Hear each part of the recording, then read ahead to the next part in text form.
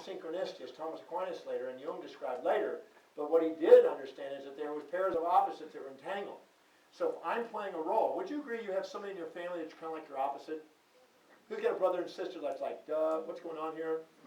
It's like my opposite, yes? I mean, stop and think about it. In a family dynamic, whatever one person expressed, somebody else is repressing. So my mom lived in a wheelchair, 3 feet a day until she died. That's about all she traveled.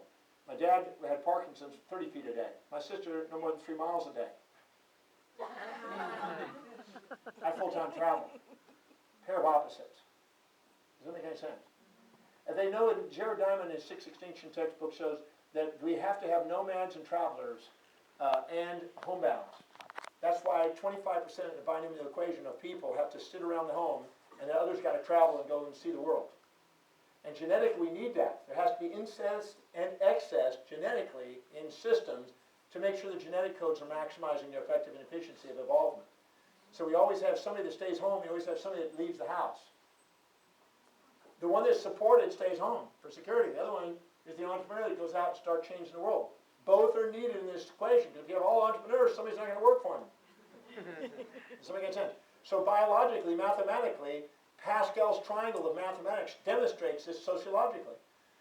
So I believe that there's an entanglement. I do believe there's holographic entanglement that's involving this. Although it's not Talbot's construct of holographics, at least he was on the right track. It's a more evolved holographics. Because we're now looking at holographics on levels that are totally different than in the 80s. But there's amazing intelligence. In the breakthrough experience, I introduce people on Sunday and Saturday night to what I call the matrical field of love that permeates the universe, that makes sure that everybody gets supported and challenged like a predator or a prey and a predator in their life to make sure that they grow most. And there's some sort of an intelligence that's far greater than any of our intelligences that's governing everybody's growth. And that intelligence, kind of a nested hierarchical structure, is holographic and is making sure that we are making sure we're living our mission.